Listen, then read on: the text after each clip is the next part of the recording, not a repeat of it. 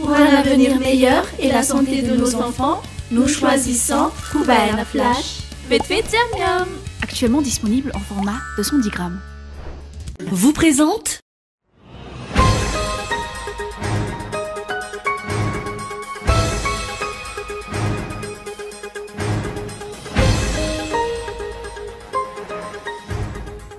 L'association Hop Amis, représentant les habitants des quartiers défavorisés, s'est mobilisée devant la mairie d'Atan Najiv pour exiger la démission de la maire Arlala Manatou et un assainissement complet de la ville. Cette année, le projet de loi de finances est arrivé à temps au Parlement, permettant aux députés de l'examiner conformément à la loi, un changement notable par rapport aux années précédentes. Les observateurs et la société civile insistent pour que ce budget réponde aux besoins réels de la population.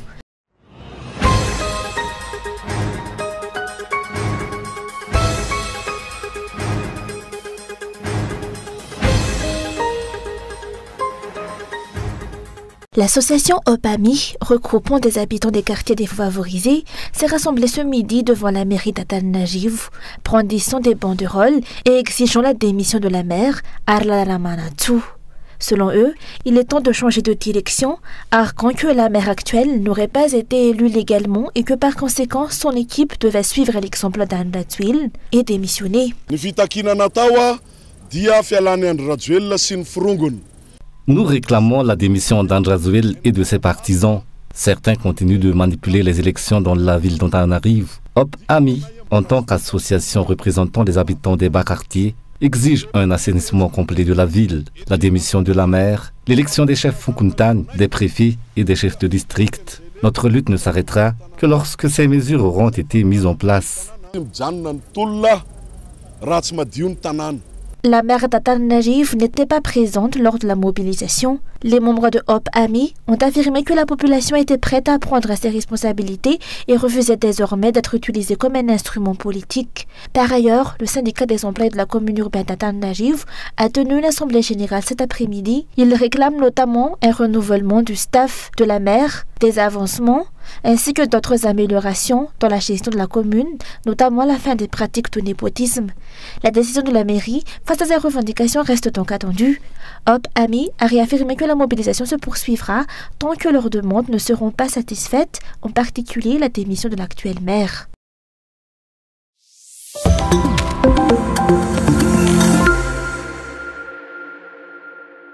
Sous le régime Ratwil, le projet de loi de finances arrivait systématiquement quelques jours avant la clôture de la session ordinaire, empêchant les députés d'en examiner le contenu. Cette année, selon les élus, le projet est arrivé à temps. Conformément à la loi, il devait parvenir au Parlement au plus tard le 30 octobre. Ce délai a été respecté puisque le projet est arrivé à Timazaza hier, selon le président de l'Assemblée nationale, et son examen débutera la semaine prochaine.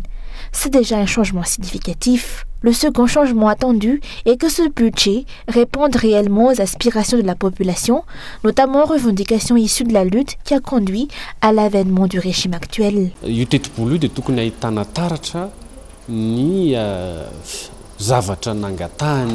Les demandes de la population exprimées sur la place du 13 mai devraient être prises en compte dans ce budget.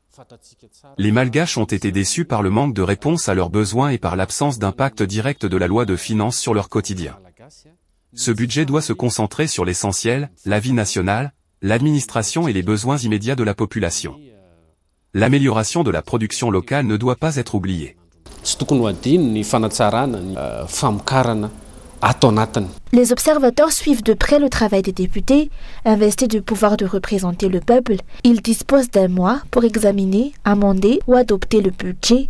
L'objectif est d'aligner la LFI sur la politique de changement, notamment en matière d'économie et de priorité nationale.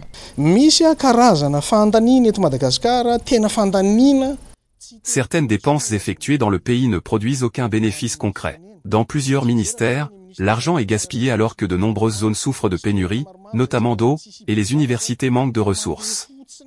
Il faut réduire les dépenses inutiles et réorienter les fonds vers les secteurs essentiels pour un impact réel.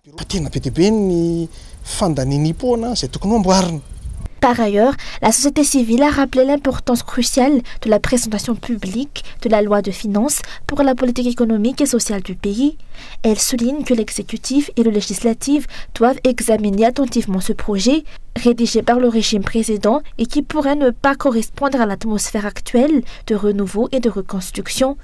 La société civile insiste pour que les anciennes pratiques opaques ne perdurent pas et appelle à un dialogue politique ouvert et transparent impliquant toutes les parties. En outre, le député Milavundi Andias Philobert, élu dans le district d'Ambouvbé sous la plateforme Irmar, devient le 7e vice-président et chef de l'opposition à l'Assemblée nationale.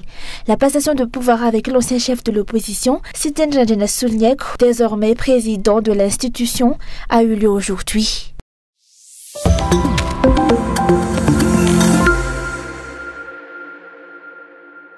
Depuis 2020, les taxes sur les bières ont augmenté de 93%, portant le prix du litre à 850 ariars contre 290 ariars auparavant. Ces hausses ne touchent pas seulement les entreprises, mais se répercutent aussi sur les agriculteurs producteurs des matières premières. Les entreprises demandent au régime actuel de réviser la politique fiscale et d'engager des consultations avec les acteurs concernés.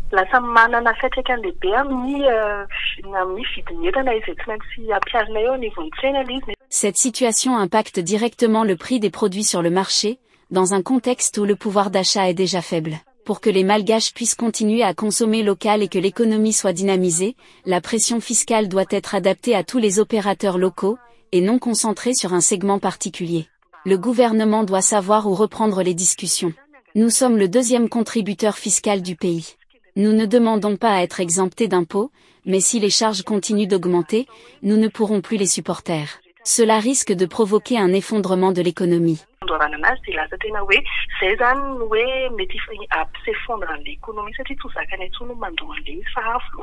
Il ne s'agit pas seulement de la taxe sur les bières, les opérateurs dénoncent également le droit d'accise appliqué à l'eau potable. Jusqu'à présent, les consultations avec les anciens dirigeants pour améliorer l'économie à travers la production et la transformation locale n'ont donné aucun résultat. Il est espéré que la situation changera désormais, ont ajouté les opérateurs.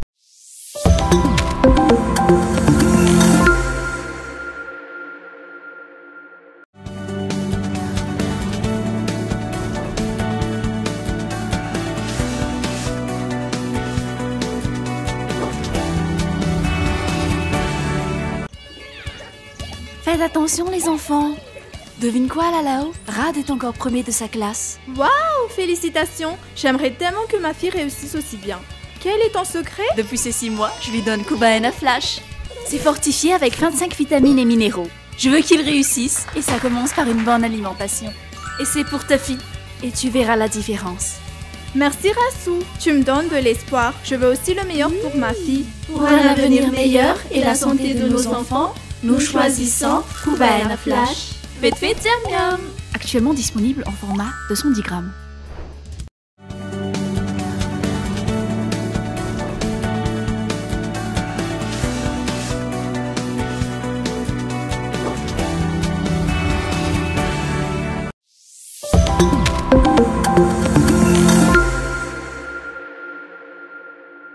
La Financial Crimes Commission de Maurice a affirmé qu'elle ne reculera pas et mènera l'enquête sur l'affaire Ravatumang jusqu'au bout.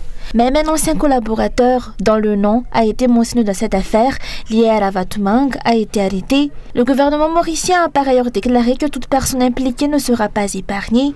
Selon la FCC, de nombreuses rumeurs et des informations circulent pour tenter de la déstabiliser, mais l'enquête continue malgré tout. Rappelons que l'affaire Mamravatmang a connu plusieurs rebondissements ces derniers jours. L'ancien commissaire de la FCC, Junaid Fakim, a été arrêté jeudi à l'île Maurice, selon plusieurs sources locales. Par ailleurs, 4 médecins du ministère mauricien de la Santé ont confirmé que Mamravatmang souffre de graves problèmes cardiaques. Hospitalisé depuis plusieurs jours dans une clinique privée, l'homme d'affaires est placé sur surveillance médicale stricte. Nasser Beki, accusé de complicité de blanchiment d'argent aux côtés de Mamravatmang, a été reconduit en prison après son audience. De son côté, Mamravatmang a saisi la Cour suprême pour contester l'ordonnance de gel de ses avoirs émise par la FCC le 15 octobre, estimant que cette décision viole ses droits. L'enquête se poursuit donc et de nouveaux développements sont attendus dans les prochains jours.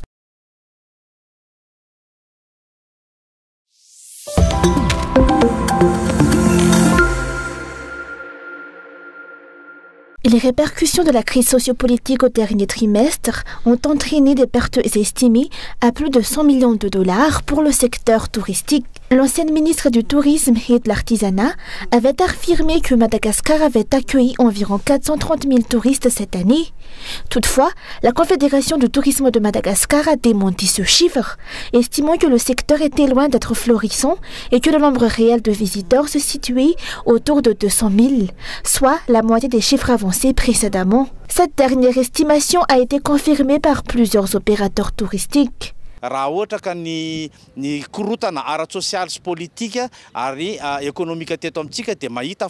Au-delà de la crise politique, sociale et économique, les infrastructures routières défaillantes et les abus d'une minorité d'opérateurs dominants, notamment dans le blanchiment d'argent, ont lourdement pénalisé les acteurs plus modestes. Ces obstacles ont freiné le développement du secteur et limité sa contribution à l'économie nationale. La politique de relance attendue doit partir de la base et répondre aux besoins réels des opérateurs. Le tourisme, pilier essentiel de l'économie malgache, nécessite un plan de redressement axé sur les problèmes fondamentaux. La qualité des routes, la fourniture d'énergie fiable, le développement des compétences et la stabilité politique sont autant de facteurs indispensables pour assainir et relancer le secteur. Les dirigeants actuels ne doivent pas négliger ces points, contrairement au régime précédent, s'ils souhaitent impulser un véritable changement.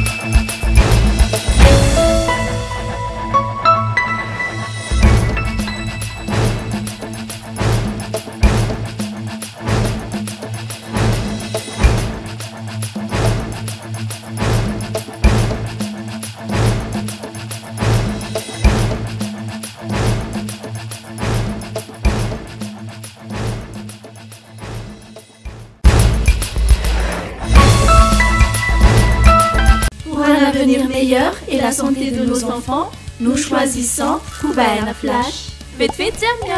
Actuellement disponible en format 210 grammes. Vous a présenté